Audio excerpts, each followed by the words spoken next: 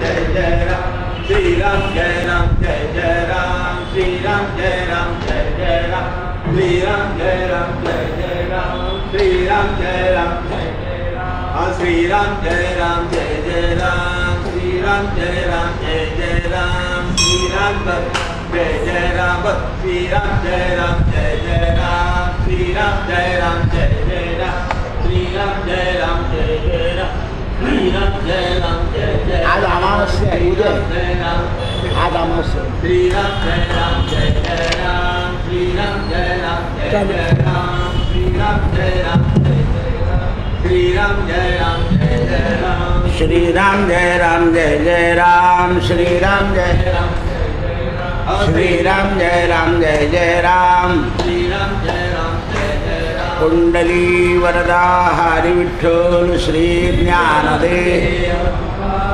गोपाल कृष्ण भगवान निवृत्ती ज्ञानदेव सोपान मुक्ताबाई एकनाथ नामदेव तुकाराम निवृत्ती ज्ञानदेव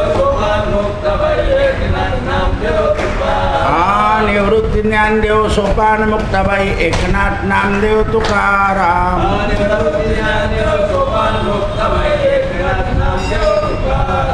निवृत्ती ज्ञानदेव सोपान मुक्ताबाई एकनाथ नामदेव तुकाराम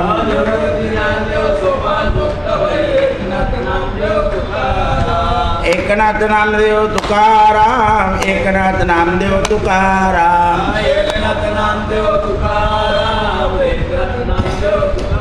नमः पार्वती पतये हर हर महादेव सीताकांत स्मरण जय जय राम जय जय रघुवीर कैलास राणा शिवचंद्र मौळी फणींद्रमाथा भृगुटी कारुण्य सिंधू भवदुःखहारी तुझवीण शंभो मदकोट नमः पार्वती पतये हर हर महादेव।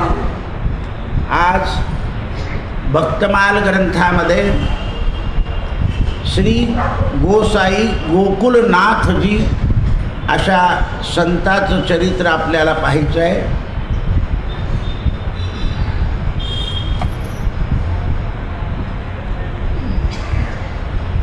गोस्वामी विठ्ठलनाथ आपण परवा पाहिलं, त्यांचे हे चौथे पुत्र गोकुलनाथजी हे अत्यंत प्रभावशाली प्रतिभाशाली धर्माचार्य, अनेक विद्वानांना नम्रतापूर्वक शास्त्रार्थाचा मार्ग सांगणं, पुष्टी व्यापक मार्गाचा प्रभाव वाढवणं एवढी कारकीर्द यांच्या हातून झालेली आहे।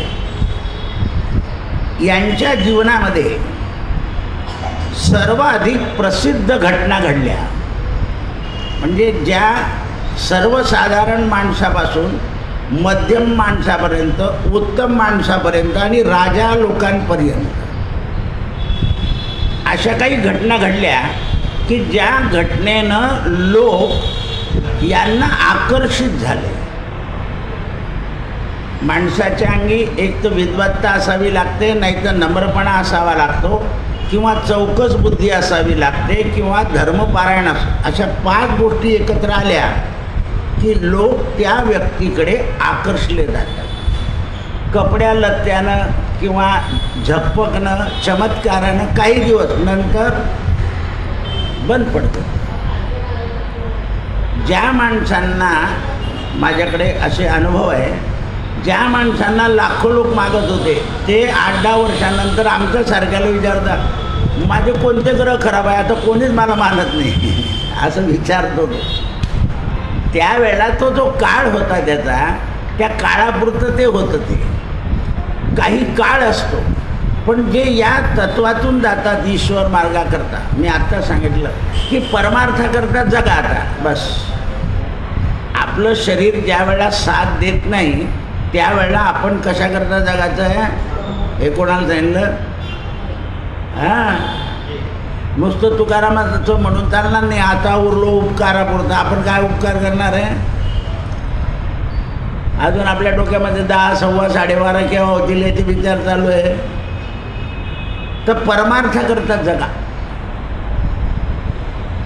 पूर्वीच्या आज्या जर असं काही उरलं तर ते चोळून टाकायच्या. आगा भुगा आणि मायबाप जगा, म्हणजे ते खाताना आईबाप जास्त दिवस राहिले पाहिजे असं म्हणायचं. ते आता काय म्हणता तुम्ही, केव्हा जाते नाही. म्हणजे जे उरलंय त्याच्यावर समाधान म्हणून सांगितलंय. ते जसं कमी पडलं की बाई स्वतःकरता काही करत नाही, ती म्हणते जाऊ द्या अल्पोपहार करून घेऊ आज, म्हणजे तेवढ्या आरावरती संध्याकाळपर्यंत राहते. पण माणसांना मात्र तसं करत नाही ती, ती त्यांना पुन्हा करून देते. कारण ते तिचं तप आहे. ते काय आहे, हां ते तप आहे त्यास. म्हणून एकदा मालतील प्रसंग आला त्यांच्याकडे.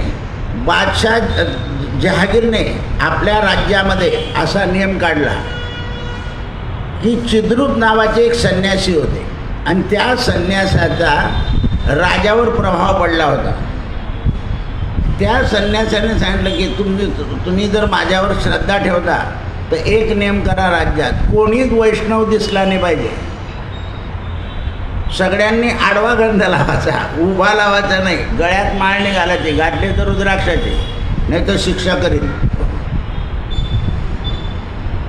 आता हे जे असे लोक असताना राजाश्रयाला गेलेले, हे फक्त आपल्या व्यक्तिगत जीवनाचा विचार करत होते आणि मग त्यांच्या जीवनामध्ये अशी एक घटना घडते की ती त्यांना नामहरण करून टाकते आणि त्या दिवसापासून ते बाजूला चालले जातात. आता असं करण्याचा अधिकार नाही आहे. कोणताही जो संप्रदाय किंवा पंथ हा जो निर्माण होतो हा ईश्वर इच्छेने निर्माण झालेला असतो. आपली इच्छा नसते त्याच्यामध्ये. कारण ईश्वराला ज्या वेळा समतोल राखायचा असतो, काय असतो, समतोल राखायचा असतो, त्यावेळा ईश्वर अशा घटना करतो. ज्या वेळा कर्मकांडामध्ये अतितोथान झालं तेव्हा भगवंताने कोणाला उदय दिला, बौद्धाला. कारण कुठलीही लेवल परमेश्वराला काय करायची असते, समान.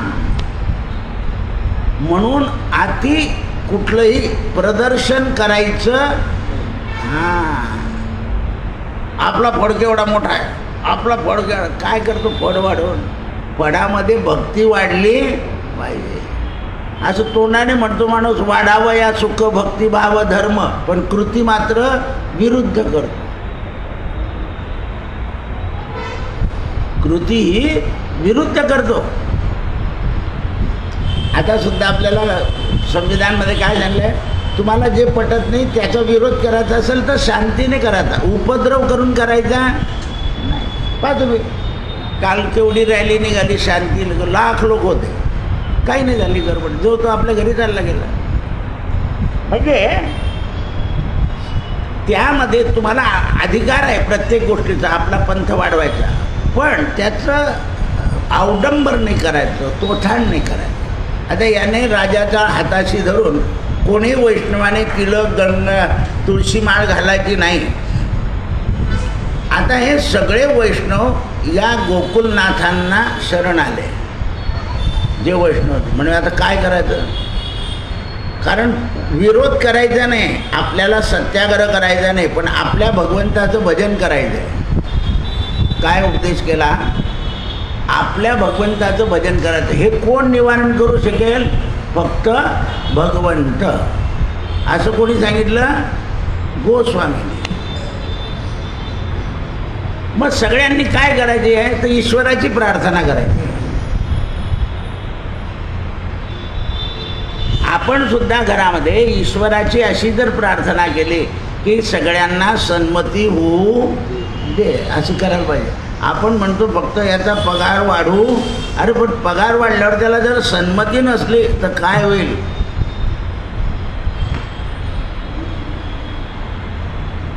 अशी काही प्रजा आपल्याला ऐकायला मिळते की त्यांना परदेशात भरपूर मिळतं, ते म्हणतात तुम्ही नको तुमचे पैसे बी नको. अशी प्रजा काय राहते, काय त्यांनी तिकडे राहावं, भरपूर सुखात राहावं, पण इकडच्या आईबापांची आस्था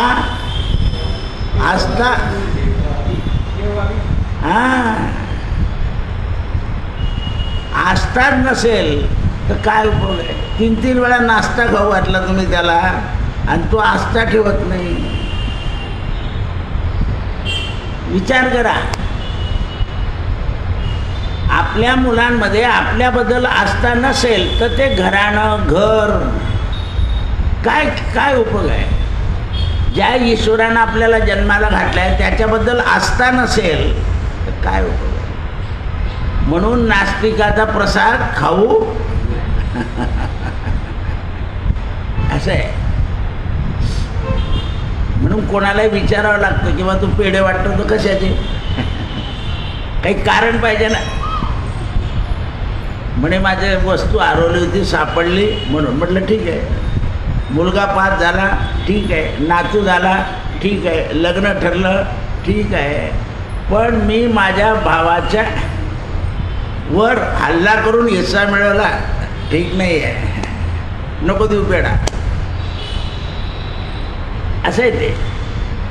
आस्था असावी, पण दुसऱ्याच्या जीवाला, दुसऱ्याच्या धर्माला, दुसऱ्याच्या स्थितीला तडा देऊन नाही करावे.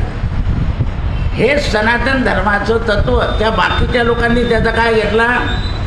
फायदा घेतला. म्हणून ते म्हणतात की विरोध केला. हे गोकुलनाथजी अत्यंत वृद्ध होते. ते बादशाहाला भेटण्याकरता विचार करू लागले की आपण काय करावं. तर या विरोधीने राजाला सांगितलं की त्यांना बोलवा आणि त्यांच्या गळ्यातल्या माळा काढून घ्या. म्हणजे यांनी विचारच केला. राजाला भेटायचं, समजावून सांगायचं तर कसं सांगणार? तर देवाने तिकडूनच सोय केली. तो राजा काश्मीरमध्ये राहत होता आणि त्याचं राज्य वृंदावनपर्यंत होतं. त्याने आपल्या एका इकडच्या सुभेदाराला सांगितलं की त्यांना मेना पालखीत घेऊन ये माझ्याकडे. पहा कशी सोय केली देवाने. यांनी काय सांगितलं होतं की आपण काहीच करू नका, आपण देवाचं भजन करा, म्हणजे देव आपली सोय करेल. देव आपली सोय करतो हे आपल्याला माहिती पाहिजे. त्यांची देवावर श्रद्धा होती म्हणून त्यांनी सगळ्यांना काय सांगितलं, तुम्ही भजन करा, तुम्ही काहीच करू नका. आजही संत काय सांगतात, भजनाला देवळात तर संध्याकाळी येत जा. दुसरं काय सांगतात? बरेच लोक म्हणतात आम्ही भजन करतो पण 4च जण राहतो. म्हटलं तुम्ही नीट वागत नाही लोकांची. तुम्ही जर तुरट वागले, कोणाला काही बोलले, एखाद्याचा टाळ चुकला, मूर्ख आहे तू असं बोललं तर अरे आम्ही कसं वाजवतो हे बघ आणि मग वाजव असं सांगितलं तर. पण तुम्ही तसं करत नाही म्हणून 4च राहा शेवटपर्यंत. तुम्ही समाजाला समज देऊन वाढवायचं असतं. हुकूम करून समाज टिकत आज तर बिलकुल नाही. 12 वर्षाचा पोरगा म्हणतो जास्ती त्रास द्याल ना तर फाशी लावून येईल. आता तोंडावर बोलतोय तो, माझ्याकडे कुंडली आली म्हणून दादा असं बोलता. समज गोड देऊन द्यावी लागेल तुम्हाला.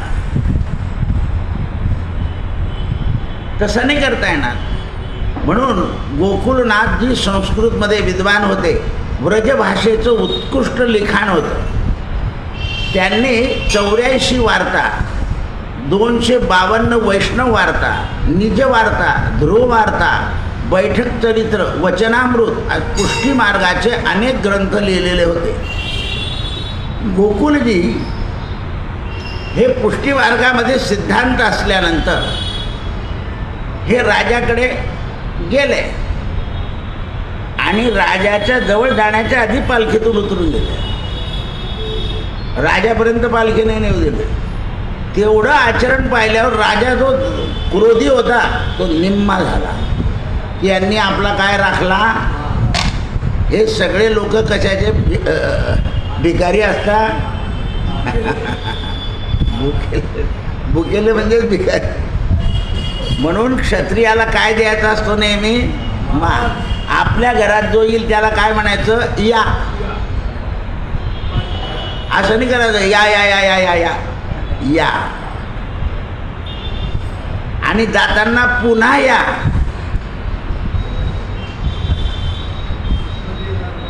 हा, कारण हे आदरार्थी आहे. जेवढं आदरार्थी बोललं जातं तेवढ्याने सगळं कार्य सिद्ध होतं. तुम्ही जेवढे आदरार्थी नाही बोलणार तेवढे तुमच्या कार्यामध्ये अडथळे निर्माण होणार. मग अडथळे कोण निर्माण करतं? तर आपणच निर्माण करतो. आपलं तोंडाला आज्ञा कोण देतं? बुद्धी. बुद्धी का करते? जशा कर्माची असेल तशी बुद्धी कर्मानुसारणी. ते कर्म जे आहे ते कर्म आपण सात्विक करतो आहोत का राजसी करतो आहे का तामसी करतो आहोत, हे आपल्या लक्षात आलं पाहिजे. म्हणून त्यावेळेस राजानं यांच्या गळ्यामध्ये माळ, गंध, म्हणजे हुकूम मोडलेला होता यांनी, तिलक सगळं होतं. आणि यांना पाहिल्याबरोबर राजाच्या मनामध्ये एकदम आदर निर्माण झाला. हा प्रभाव कोणाचा? स्वामीजीचा नाही, केलेल्या भजनाचा. भजन जे आहे ते कशाचं भंजन करतं? पापाचं. मग जसं जसं भजनानं पापाचं भंजन होईल, म्हणून कलियुगामध्ये अन्य मार्ग कठीण आहे पण भजन मार्ग सोपा आहे. म्हणून शंकराचार्य सुद्धा सगळे स्तोत्र लिहून झाल्यावर एक स्तोत्र लिहिता, भज गोविंदम भज गोपालम मूढमते. भजन ते सांगितलंय. आणि भजनाला साहित्य लागतं असं काही नाही आहे. लोक टाळ आणतील, आसन आणतील, चिपड्या आणतील, ते काल नाही का ते आपले एकादशी कीर्तनात ते बाईच काले या कीर्तनात नाचता येणार नाही असं आहे. ते कीर्तनाचा आनंद कीर्तन करून मिळाला पाहिजे. म्हणून त्यावेळेस 99 वर्ष 2 महिने 17 दिवसपर्यंत यांनी ही भगवत लीला या जगाच्या पाठीवर वाढवली. किती वर्ष? वयाच्या 99 वर्ष 2 महिने 17 दिवस. आणि ही लीला वाढवून ते भगवानमध्ये प्रविष्ट झाले. यांचे एकूण 78 सेवक होते. या 78 सेवकांनी सुद्धा त्याच दिवशी त्या वेळेला देह सोडला. 78चे 78. म्हणजे यांचं काम या राजाशी संघर्षापुरतं होतं. धर्म स्थापन करून दिला आणि निघून गेले. म्हणून अवतार कार्यामध्ये धर्मस्थापनेचे ते नर, काय म्हटलंय, जगामध्ये अवतार कार्य करण्याकरता धर्मस्थापनेचे असे काही नर जन्माला येतात. आता काही लोक सुद्धा म्हणतात आमच्या घरात 3 नंबरचा मुलगा आहे ना, त्याच्यामुळे आमच्या घरात ही भक्ती सुरू झाली, नाही तर आम्हाला काही माहीत नव्हतं. तो त्यांच्या घरात कोण जन्माला आला? धर्मस्थापन केला त्याने घरात. असे काही मुलं आहे की घर बदलवून टाकतात आपलं, कारण ते धर्मस्थापने करतात, जन्माला आलेले असतात. मग संघटना करतात, लोकांना लावतात, तिथून निघून जातात, परत दुसरं उभा करतात, असं करत राहतात. ते धर्मस्थापनेचे नर. आणि बाकीचे जन जे आहे ते पोटार्थी जन्माला आलेले असतात, आपल्या पोटापुरतं. म्हणून सगळेच धर्म स्थापन करू शकत नाही, पण धर्म वाढवू, धर्म वाढवला पाहिजे.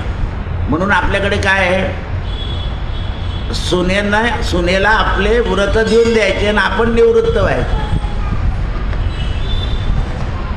मग सुनेला काय सांगावं, याच्यानं पाय माझे पोरं शिकले, माझ्या पोरांचे घरं झाले, असं सांगावं लागतं त्या सासूला. म्हणजे मग त्या लालसेने ते व्रत स्वीकारते, त्या लालसेने स्वीकारते. म्हणून अज्ञान लोकांना आधी काय दाखवावी लागते? सकामता. आणि सकामतेतून मग त्यांना सांगायचं आता हे बंद कर, तुला नातू झाला, तू आता तुझ्या परमार्थाकरताच आता उरलो तर आपण काही उपकार करू शकत नाही जगावर. आज भाजी तिकडे दिली की पुन्हा केव्हा तरी तिकडून येत नाही, याची वाट पाहतो आपण, याची वाट पाहतो. तर आपल्याकरता जगायचं म्हणजे परमार्थाकरता, की आपल्या या शरीराकडून रोज म्हणतोय आपण, किती वर्ष झाले, 8 वर्ष होऊन गेले, रामराया गिजू दे रे काया असं म्हणतोय. मग आता तरी निश्चित करायचा की ही काया आता परमार्थाकरता झटली पाहिजे. गोकुळदास महात्म्यांनी हे सिद्ध झाले. प्राणी मात्रांच्या कल्याणाकरता पहिल्या प्रथम यांनी गोधर्मरक्षण सुरू केलं. जेवढे जेवढे लोक होते त्यांना गायीचं पालन शिकवलं. गायीच्या पासून उत्पन्न होणारं जे धन आहे त्याचा सदुपयोग सांगितला. त्याचा सदुपयोग, एकदा एक वैष्णव गेला त्यांच्याकडे, माझ्या शेतात नेहमीच कमी पिकतं म्हणे.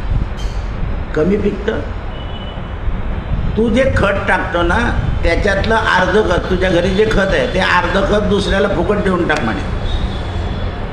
आणि दिलं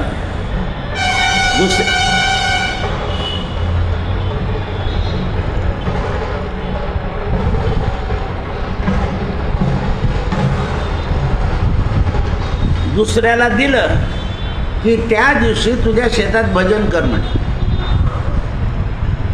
आणि मग पुढच्या वर्षी उत्पन्न आलं मला सांग. तर आता संताची आज्ञा होती, आधी काय करायला लावलं, दान. बरं खतावर इतकं काही प्रेम नव्हतं म्हणून ज्याच्यावर प्रेम नाही असं दान द्यायला लागलं. पण त्यांचा विचार मोठा होता, याने खत दान दिल्यामुळे याच्या शेतामध्ये दैव उत्पन्न होईल म्हणून काय दान द्यायला राहिलं, खत. आणि मग उत्पन्न आलं. मग म्हणे महाराज आता काय करू, याच्यातून संत सेवा कर. मला लावला सन्मार्ग. संत काय करतात, त्याग. आधी खताचा काय करायला लावला, त्याग. त्यागातून उत्पन्न आलं त्याचं काय करायला लावलं, संत भोजन म्हणजे सत्पात्र दान. तद्दानम सत्पात्र दानम. पहा तुम्ही, सज्जन माणसं जेवले की लगेच सुखी राहा असं म्हणतील, आणि आपल्या बरोबरीचे जेवले तर पुढच्या वेळेला जेव्हा बोलून असंच कर बरं, चांगलं झालं ते. त्यांचं जे मागणं आहे ते असं आहे. म्हणून बरोबरीचे जेवले ते संगत पंगत होते, आणि वयोवृद्ध जेवले, ज्ञानी जेवले, सज्जन जेवले की त्याच्याने काय तयार होतं, पुण्य. ही दृष्ट लक्षात ठेवा. हे जेव्हा लक्षात येतं तेव्हा आपल्या लक्षात आलं पाहिजे. म्हणून सज्जन लोक काय करतात, देवाचं झालं की आधी नौकराला नंतर तू जेवून घे रे. ती बाई त्याला नौकराला ताट देऊन देते. त्याने ते पदार्थ खाल्ले की त्याची या वासाकडे लक्ष नाही येत, आणि मग ते घरातले लोक जेवतात. आम्ही जेवतो तर कोणी येईल तर पाय तू बाहेर बैस, म्हणजे त्याला बाहेर बसवला. कारण कोणताही भुकेला मनुष्य त्याला जर पदार्थ दिसले किंवा त्याचा वास आला तर त्याच्यामध्ये मनामध्ये निर्माण होणं हे साहजिक आहे. म्हणून त्या बाईने काय केलं, आधी खाऊ घालून दिलं. आपण काय म्हणतो, तू बाहेर बैस, आम्ही खातो मग नंतर तू खातो, सगळं काय राहीन का नाही आपल्याला शिल्लक अमुक. ते साहजिक आहे ना, ते हे जे करतं ना हे पोट करतं. तुकाराम म्हणे जळो हे पोट. कारण याच्यामुळे सगळं आटून जातं. म्हणून ते म्हणतात त्यावेळेस हे महात्मा होते, हे प्राणीमात्रांच्या कल्याणाकरता, धर्मरक्षणाकरता गायीची सेवा द्यायचे आणि सिद्ध प्रयोग करून द्यायचे. त्यावेळेला एकदा दिल्लीला तत्कालीन बादशाह हा मथुरेला आला. पहा संतांची पशपर्यंत त्याने मथुरेच्या जवळ आपला पडाव टाकला आणि सगळ्या लोकांना असं विचारलं की आजकाल कोण करामती हिंदू फकीर जवळ आहे, त्याचं मला नाव सांगा. सगळ्या लोकांना बरं वाटलं की हा आपल्या हिंदू संतांचं विचारतो, म्हणून मग कोणाचं नाव सांगायचं, तर गोकुलनाथजीचं नाव सांगून द्या. आता या बादशाने काय केलं, गोकुलनाथांची प्रशंसा ऐकल्यावर बादशाने एक मंत्री याला त्यांच्याकडे पाठवलं आणि पालखीत घेऊन या. हे लोक काय करतात, आधी आदर दाखवतात आणि नंतर अपमान करतात. कारण आदर मिळाला की मनुष्य थोडा निर्धास्त होतो, साधारण आपल्यासारखा मनुष्य. पण संत कधीच आदराने प्रसन्न होत नाही ना अपमानाने अप्रसन्न होत नाही. काही सूडबुद्धीने आदर करतात आणि काही प्रेमानं आदर करतात. मग त्यावेळेस याने बादशाने काय केलं, सगळ्या हाडांचं एकत्र केलं. गुरव रस्त्यातले हाडं लोकांना सांगितलं हाडं घेऊन या. ते टाकली खाली आणि असा एक चबुतरा केला लाकडाचा, त्याच्यावर ठेवून दिला आणि त्याच्यावर कांबळ टाकून दिलं. आणि आले हे गोकुलदास आणि पालखीतून राजाच्या आधीच उतरून गेले आणि त्यांना बसायला सांगितलं. यांनी आपल्या शिष्याच्या हातातलं कमंडलू घेतलं आणि त्या आसनावर पाणी शिंपडलं आणि त्याच्यावर बसले. राजाला वाटलं की आता यांना पकडू. म्हणाले, महाराज तुम्ही जिथे बसले तिथे काय आहे खाली? म्हणे गुलाबाचे फुलं. असं याने आदर बिदर केला आणि ते उठले जायला, तर उघडलं तर हाडाच्या ऐवजी गुलाबाचे. आणि त्यांच्या पंथामध्ये त्यांना गुलाब फार आवडतो. नुसतं वरतून याने पाणी शिंपडलं तर हाडाचे काय केले. आता यांच्या बोलण्याचे दोन अर्थ होते. आपण फुलं म्हणतो, काय म्हणतो, काय घेऊन चाललो आम्ही, कसे संदर्भ असतात. हे शास्त्राला धरून आणि भगवंताच्या याला धरून बोलले, पण भगवंताचं भजन केल्यामुळं ते अदृश्य झाले. राजाने तर स्वतःच्या हाताने भरलेले होते हाडं, पण हे बसल्यामुळे झाले ते फुलं. म्हणून संतांच्या स्पर्शानं अपवित्र पवित्र होतं. मग संत काय करता हो, तर अपवित्र पवित्र वा सर्वावस्थांगतो अपि यस्मरे पुंडलीकाक्ष सबाह्याभ्यंतर, त्याचं स्मरण करता म्हणून ते अपवित्र. असं आहे. कशाने पवित्र करतात ते, तर देवांचं हरिपाठ कीर्ती मुखे जरी गाय आणि पवित्राची हे हाडं पवित्र करून या ना, म्हणजे पोरांना त्रास देणार नाही ना. आपण एवढे हरिपाठ म्हणतो, पोरांचा द्वेष करतो, सोडून द्यावं पोरा पोरींना, जाऊ द्यावं, कसे वागले तरी आपले आहे शेवटी, असं म्हणावं त्यांना.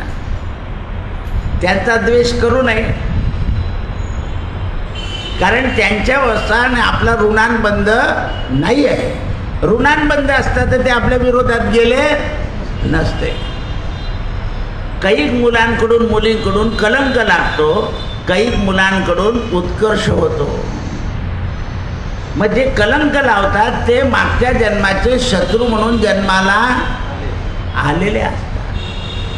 त्याचाही द्वेष करू नये. पुन्हा द्वेष केला तर पुढच्या जन्मी परत तसे येतील. म्हणून द्वेष करायचं नाही, जे आहे ते चांगलं. हे लक्षात आलं पाहिजे. बादशानं सगळे फुलं काढले आणि आपलं शिरकमल संताच्या पायावर ठेवलं. नाही तर हे लोक नमस्कार करीत नाही, त्यांच्याकडे नमस्कार नाही, हातात हात घेणं आहे. राजानं डोकं ठेवलं. राजाने डोकं ठेवल्यावर त्यांचे पंथातले होते ते सगळे भडकले. पण आता कसं उलट होतं. तू राजाशी संताशी काय केलं, कपट. त्यामुळे तू डोकं ठेवल्यामुळे तुझ्याशी काय झाला, लोकांचा विरोध. पण राजाला खात्री होती की ज्या संताने हाडाचे फुलं केलेले आहेत त्या संताच्या प्रभावाने आपल्या विरोधात कोणी जाणार नाही. आणि सांगितलं महाराज जाता जाता काही आज्ञा देऊन द्या म्हणे तुझ्याच पंथातल्या उत्तम फकीरांना अन्नदान करून जा. निघाले तुझ्याच पंथातल्या असं सांगितलं का माझ्या पंथातल्या लोकांना जेव घाल नाही तर तो आणखीन घोटाळा करेल.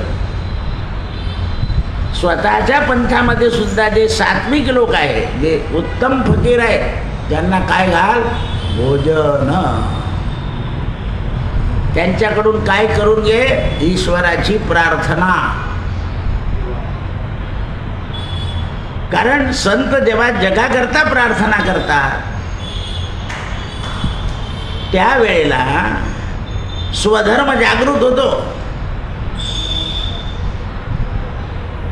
जोपर्यंत संत प्रार्थना करत नाही तोपर्यंत स्वधर्म जागृत नाही होत. आता धर्माला काय येते कलियुगात ग्लानी. आता धर्माला ग्लानी येते का धर्म जाणणाऱ्यांना ग्लानी येते.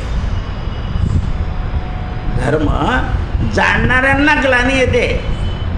ग्लानिर्भवति भारत अभ्युत्थानम अधर्मस्य तदात्मानं सृजाम्यहम्. असं केलं पाहिजे. अभ्युत्थान म्हणजे अधर्माचा नाश धर्माचं स्वागत. पण स्वागतही करताना ईर्ष्या नाही करायची. ईर्ष्या राग द्वेष जर केले हे मोठमोठे अधिकारी असताना यांना संतांच्या भानगडी मोडताना मोठा प्रश्न पडतो. कारण हाही नाही म्हणतो तोही नाही म्हणतो मोडायचे कसे काय. बरं कायद्याने मोडायला गेलं तर कोणाला तरी एकाला काय करावी लागते शिक्षा. म्हणून हे लोक मधला मार्ग शोधत असतात.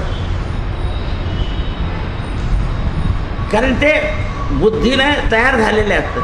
पण जेव्हा दोन्ही हे एकेकोर होतात तेव्हा त्यांना कळून जातं हे खरे धार्मिक नाही आहे. कारण संत काय करतो लगेच माघार घेऊन टाकतो. कलहापेक्षा कलंकापेक्षा माघार महत्वाची आहे.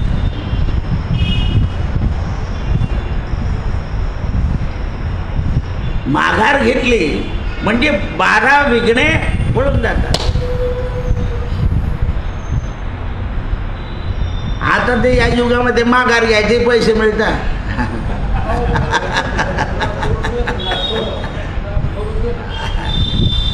नुसतं भरून द्यायचा थोडेसे कागद छापून द्यायचे प्रचार करायचा गेरो 1 लाख रुपये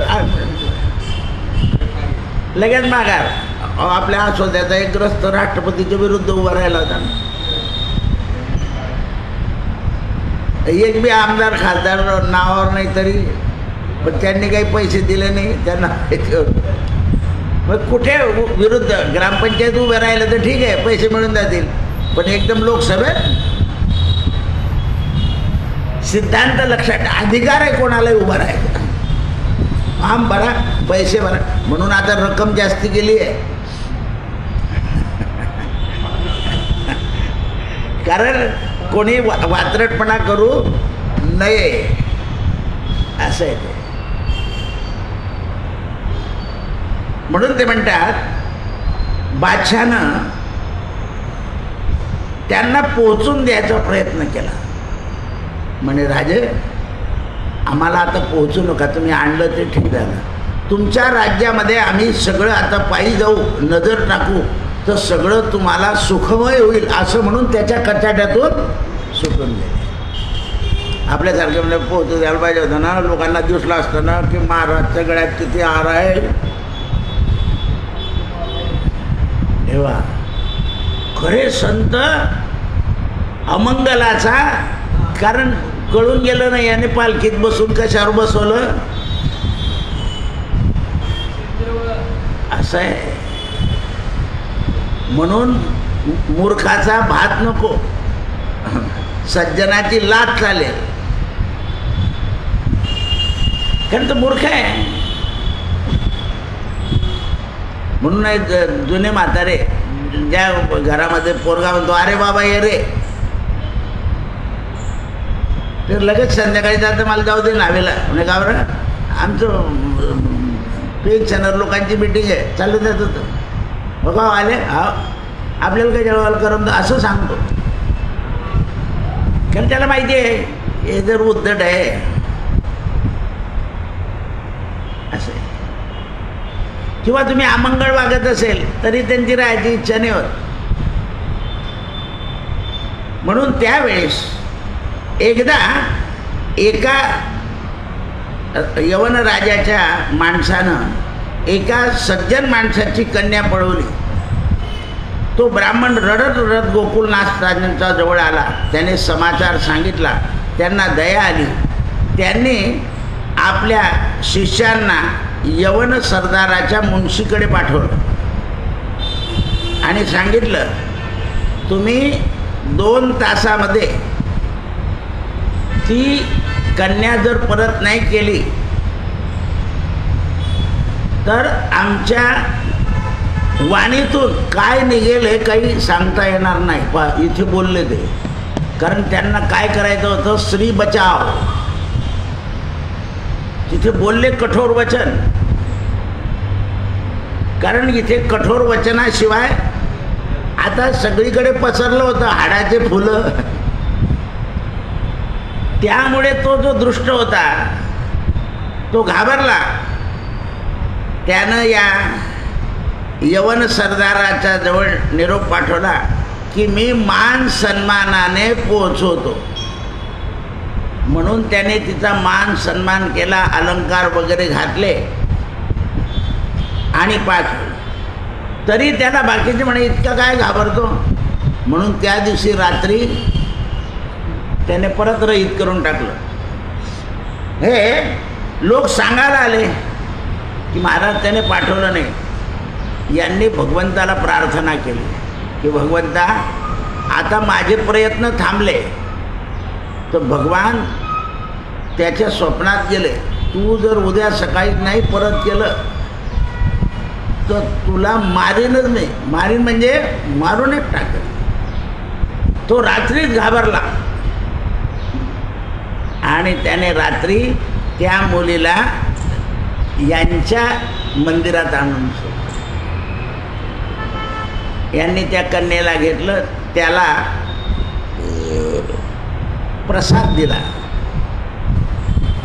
अपशब्द बोलले नाही, कारण देवाने त्याला दणकवलेला होता. त्यामुळे आता काही करायचं नाही. म्हणे महाराज तुम्ही अप्रसाद काही देऊ नका, माझ्या मनात जे भय आलं ते काढून टाका. भय व्याप्त होतो मनुष्य. काय होतो, भय व्याप्त, भयाने व्याप्त होऊन जातं आणि चांगलं सुद्धा त्याला वाईट दिसायला. जसं तो शरीरात पित्त वाढले की चांगलं अन्न सुद्धा कडू लागतं. ते पित्त काय करतात, तोंडामध्ये जी चव आहे ती अमंगल होते. अपचन झालं की माणसाला काहीच गोड वाटत नाही. गरम पाणी प्यावं त्याही कडू लागायला लागतं. अतिविषयी जनांना परमार्थ हा कडू लागतो. विषयजनित सुखे सौख्य होणार नाही. तुझं बिन रघुनाथा ओखटे सर्व काही. ईश्वरा सोडून सगळं जे काही आहे ते ओखट आहे. कारण संसारामध्ये जेवढे आपल्याला लोक भेटतील ते विषयीच मिळतात ना. म्हणून आपण केलेलं कर्तृत्व हे सुद्धा जास्त वाखाणून सांगू असं आहे. लोक नेहमी भाऊ तुमच्या दिंडीत किती 4-5 हजार असतील, नेहमीप्रमाणे आहे. कोणी विचारलं तर काय सांगायचं, नेहमीप्रमाणे, असं जास्ती फुगवून नाही सांगायचं. आपण काय करतो, आकडा डिक्लेअर. हे जे गुण आहेत हे सगळे सत्वगुण आहेत नेहमीप्रमाणे. जसा पूर्वीचे शेतकरी किती उत्पन्न झालं यावर, अजून हिशोब राहिला हो, बोलतच नाही तो. हा आकडा डिक्लेअर करतो ते तिकडून जावाई येतो, मला पाहिजे, चालले. म्हणजे साजूक चोर घेऊन जातो, असं आहे ते. आणि शेतकऱ्याचं काही रोज आवक नाही ना, त्याला जी आली आहे त्याच्यातून त्याला ती सांभाळायची आहे. म्हणून ते म्हणतात त्याने ती आणून दिली. त्याच्या मनामध्ये जे भय झालं होतं ते यांनी सांगितलं ते हळूहळू जाईल. कारण एकदम जर घालवलं असतं तर पुन्हा हे दृष्ट काही त्यांचा दृष्टपणा जात नाही. हळूहळू जाईल म्हणे, तू काही करू नको. तुझ्या जातीचे जे फकीर आहे त्यांना शरण दा, त्यांना काहीतरी दे. सन्मार्ग लावला. एक फकीर आला, त्याला द्यायला गेला. अरे बरे तू नमक हराम आहे, तेरे से नहीं लूंगा. कारण ही देवाची करणी आहे. 3 लोकांनी त्याला नमक हराम म्हटलं आणि मग तो एकदम शुद्ध झाला. यांनी जर अपमान केला असता तो आणखीन चढून बसला असता. म्हणून यांनी त्यांच्या संतांकडे, आता तिथे ईश्वर बुद्धीने प्रवेश केला म्हणून याचं खाऊ नये.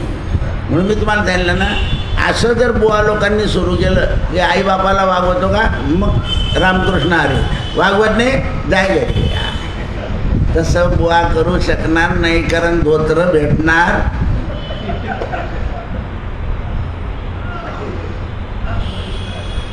असं आहे. आपल्याला काय करायचं आहे, आपल्याला काय करायचं आहे, काय करायचं, काय कर, धर्म असा वाढवायचा का? सासू सासऱ्याला वागवत नाही बाई, मंत्र मिळणार, तुझ्या घरी अन्न तर नाही खाणार. आपण म्हणतो पालकची भाजी कर, मी खातो. काय खातो? पालक. लक्षात ठेवा, असं समजवलं पाहिजे. तो आपण धर्माची समज देत नाही, कारण सगळ्या जीवांना समज असते किंवा येईल असं नाही. आणि चांगली समज देणं हे धर्माचं काम आहे, धर्माचार्यांचं काम आहे. पण एक आहे, ओंगळ शब्दात नाही द्यायची. हुकूम करून नाही सांगायचं, प्रेमानं सांगायचं. जसं लहान मुलाने काही वस्तू चोरली की आपण म्हणतो बघ हाताने चोरायची, बघा देव शिक्षा करतो, आपण त्याला सांगतो. मग तो दुसऱ्या दिवशी पडला की तो रडतो, मी पडलो, बघ तू काल खोटं बोलला म्हणून देवाने शिक्षा केली, आता याच्या पुढे करू नको. असं आहे, हे लक्षात आलं पाहिजे. हे जोपर्यंत आपल्याला समजत नाही, म्हणून देवाचा स्वयंपाक असला की सुज्ञबाई काय करते, पोरांना आधी खायचं करून त्यांना खाऊ घालते आणि मग स्वयंपाकाला लागते. एकदा त्यांचं पोट भरलं की मग ते स्वयंपाकाकडे येऊन पाहत नाही. कसं आहे ते, त्या मुलांना असं नाही सांगत ते की पूजा होईपर्यंत काही खायचं नाही, कारण ते राहू शकत नाही ना. तो बालपण आहे, ते बालपण आहे, हे लक्षात येत नाही आपल्याला. आणि असं दुसरं खाऊन लहान मुलांचं पोट नाही भरत. जे आपलं रोजचं अन्न आहे ना, ते गेल्याशिवाय त्या शरीराला पोषक तारकपणा येत नाही. काहीतरी कमी वाटतं शरीरात, कारण तो शरीराचा धर्म आहे. जे रस आहे, षडरस, हे प्रमाणात गेले की शरीराला आनंद होतो. म्हणून त्यावेळेस त्या एक शिष्य पुन्हा गोकुलनाथजींच्या जवळ आला, गोस्वामीच्या जवळ, आणि म्हणाला, महाराज मला सुद्धा असं भय होतं जसं तुम्ही त्याला सांगितलं. म्हणाले, बघ तुला भय का होतं, तर तू कोणत्या तरी माणसाचं धन लपवलेलं आहे, त्यामुळे भय होतं. मनुष्याने काही चुकीचं कर्म केल्याशिवाय भय उत्पन्न होत नाही. भवाची भीता या भवाच्या भीताला घाबरून जातो मनुष्य. हे लक्षात आलं पाहिजे. म्हणून जोपर्यंत आपल्या लक्षात येत नाही त्यावेळेस अपराध का घडतो हे समजावून सांगितलं. गोकुळनाथांचे असे अनेक पराक्रम आणि प्रताप पाहून लोक आनंदित होऊ लागले. एकदा एक धनवान माणसानं व्यक्ती त्यांच्याकडे आले आणि म्हणाले, महाराज मला तुमचं शिष्य बनायचं आहे, माझ्याकडे हे ₹1,00,000 हे तुम्ही घ्या. ते म्हणाले, अजून तू माझ्याकडे आला आहे, मला देवाने सांगितलं नाही ना की तुझं दान घ्यावं. मग आता मी सुरुवातीला काय सांगितलं, तर पेढे वाटतो ते कशाचे वाटतो ते तर सांग.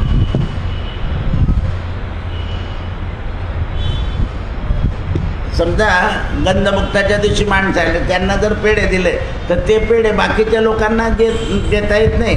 गंधमुक्ताच्या आले ते जे भाऊबंदी आहे त्यांना द्यावे लागतात.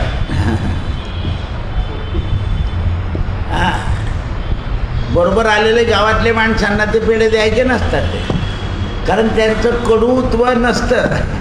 यांना दुःख झाल्यामुळे यांना कडूत्व येतं म्हणून त्यांना तो पेढा द्यायचा असतो, इतरांना द्यायचा नसतो. देवापुढेही ठेवायचा नसतो तो.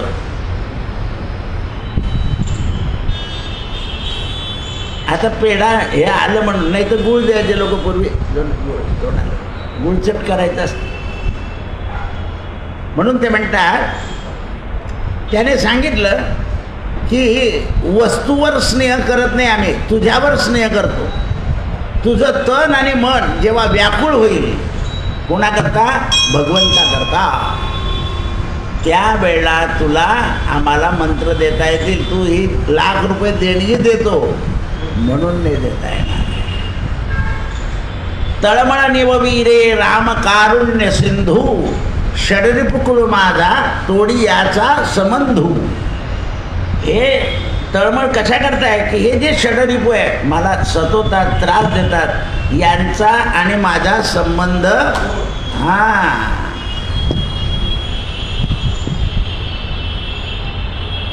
म्हणून त्यावेळेस व्याकुळ करत. वस्तूने मन व्याकुळ होणार नाही, वस्तू हरवली तर व्याकुळ होईल.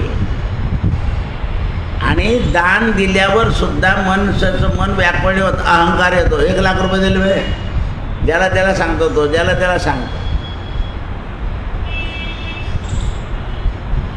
आता आपण पावती का मागतो, तर द्रव्याचा अपव्यय होऊ नये म्हणून. कारण नाही तर अज्ञान मनुष्य काय करतो, धर्माच्या द्रव्याचा सुद्धा अपव्यय करून टाकतो आणि त्या अपव्ययानं वाईट वळण लागतं. द्रव्य मिळून जाईल पण बुद्धी मात्र विपरीत होऊन जाईल. म्हणून त्यावेळेस तुला दीक्षा त्याच वेळा मिळेल जेव्हा भक्ती मार्ग करशील. तुला गुरुचा शोध करावा लागेल. भक्ती मार्ग हा प्रेमप्रधान मार्ग आहे. म्हणून तुकाराम महाराजांजवळ एवढी भक्ती असून सुद्धा मारुती रायाजवळ म्हणतात ते भक्तीच्या त्या वाटा मज द्याव्या सुबटा. लोक सगळे दिवे काम होण्याकरता मारुतीला लावतात, पण भक्ती होण्याकरता दिवे लावणारे लोक कमी असतात. भक्ती त्या त्या वाटा मज दाबाव्या सुभटा. कारण भक्ती ही प्रेमप्रधान आहे. ज्ञान सुद्धा प्रेमप्रधान आहे, पण एखाद्या वेळा त्याच्यातून अहंकार येण्याची शक्यता आहे. अशा प्रकारे जीवाला प्रेम संसारात उत्पन्न होतं. दीक्षेच्या द्वारानं संसारातल्या प्रेमावर बंधन घालावं लागतं. ज्या वेळा तुझ्या हृदयामध्ये प्रेम येईल त्यावेळेला भगवान तुला प्राप्त होतील. असा रोकड जबाब जेव्हा त्यांनी त्याला दिला त्यावेळेस त्याच्या मनामध्ये एकदम प्रकाश पडला. महाराज मला काही शारीरिक सेवा द्या मंदिरामध्ये. म्हणाले उद्यापासून तू सगळी झाडायची सेवा करायची. खलास. ₹1,00,000 देणाऱ्याला कोणती सेवा दिली? झाडायची. कारण जसं जसं हे तण या सेवेमध्ये जातं, काही काही लोक मंदिरामध्ये झाडझूड करताना लोक म्हणतात त्यांना प्रमोशन मिळालं आहे मंदिरामध्ये. कशाचं? झाडझूड करत. आता मंदिरात काय प्रमोशन दिलं जातं का? पण असे टिंगल करणारे लोक असतात, बाटे घासायचं प्रमोशन आहे. त्यांना ते कळत नाही. शरीर जे आहे ना हे सेवेनंच पवित्र होत जातं.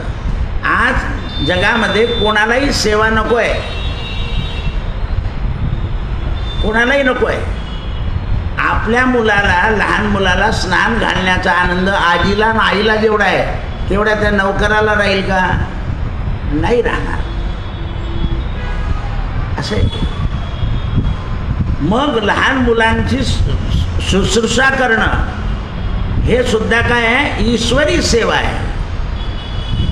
आजारी माणसाची सेवा करणं ही सुद्धा सेवा आहे. रोग्यांची सेवा करणं ही सुद्धा काय आहे? सेवा आहे. जडातून सतेजामध्ये ईश्वराला बघणं आहे.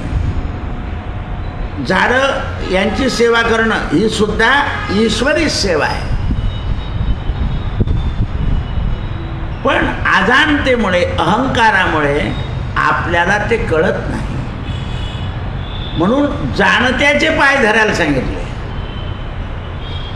पाय जे धरायचे आहे ते जाणत्याचे पाय धरायचे, आणि जाणत्याचे पाय धरले की मग मनुष्य काम. म्हणून बुडत्याचे पाय खोलात जरी असले तर तारणारा माणूस काय करतो? त्याचा पाय धरतो. कारण पाय धरला तर हलकं वजन खाली जातं आणि मग त्याला तो ओढतो. तसं ती गोष्ट आहे. बुडी तसं जन न देखवे डोळा, मारी तसे बोम नायकती काना. असे जे जग संसारामध्ये बुडतात त्यांना संत लोक फक्त भजनाचा आधार देतात. आणि मग म्हणतात भजनात तू तन आणि मन लाव. आणि तन लावणं म्हणजे टाळी वाजवणं आहे, आणि मन लावणं म्हणजे शांततेनं भगवंताचं भजन चिंतन करणं आहे. सारखं घाईमध्ये करायचं नाही. ते यंत्राच्या द्वाराने भजन म्हणणारे डबल आवाज काढतात, हो हो हो. ते भजन नाही आहे. मधुरता, त्याला स्वर कोणता आहे? मध्यम. मध्यम स्वर आहे. मध्यम स्वरामध्ये मधुरता आहे. म्हणून विण्याला 4च तार असतात. त्या 4 तारामध्ये ते गायचे असतात. आता कोणता स्वर घ्यायचा तो तार त्याला माहिती पाहिजे. म्हणून ते म्हणतात की अशा प्रकारे श्यामसुंदराचं प्रेम यांनी समाजामध्ये वाढवलं आणि रोज लोकांना नाथजीच्या दर्शनाचा नियम दिला. असा दिला की सकाळी 8:45 पर्यंत दर्शन, मग 11 ते 12 राजभोग, मग 4 ते 5 फुलसंचार आणि संध्याकाळची 7च्या आत आरती. म्हणून हे नाथ संप्रदायाचे मंदिरं असे अर्ध्या तासात बंद होतात, 1 तास बंद होतात, 2 तास बंद होतात. 7 नंतर बंद त्यांचं मंदिर. कारण काय? लाला लहान आहे, झोपले. लहान मुलं लवकर झोपतात. तसं आहे. तर माणसाला जर तन्मयता असेल तर तो दर्शनाला येईल. जर त्याला तन्मयता नसेल तर त्या दर्शनाला येणार नाही. मग त्याला एक फोटो दिला जातो, एकदा सकाळी दर्शन कर आणि 3 वेळा या फोटोचं दर्शन कर. व्यापारी लोकांना तसं दिलं जातं. जे वयोवृद्ध आहे ते 3 वेळा जातात हवेलीमध्ये. म्हणून अशा प्रकारे या गोकुलनाथजींनी सिद्ध महात्म्यांनी 99 वर्षापर्यंत अशी सेवा केली. आणि यांच्याबरोबर 78 जेवढे सेवक होते यांनी प्रामाणिकपणे सेवा केली. म्हणून एका दिवशीच हे 78 आणि स्वामीजी 79 लोकांनी भगवंतामध्ये विलिनीकरण केलं. कृष्णार्पणमस्तु. सत्यगुरु राये कृपा मज केली, परिणाई घडली सेवा काही. मस्तकी तो दाना ठेविला कर.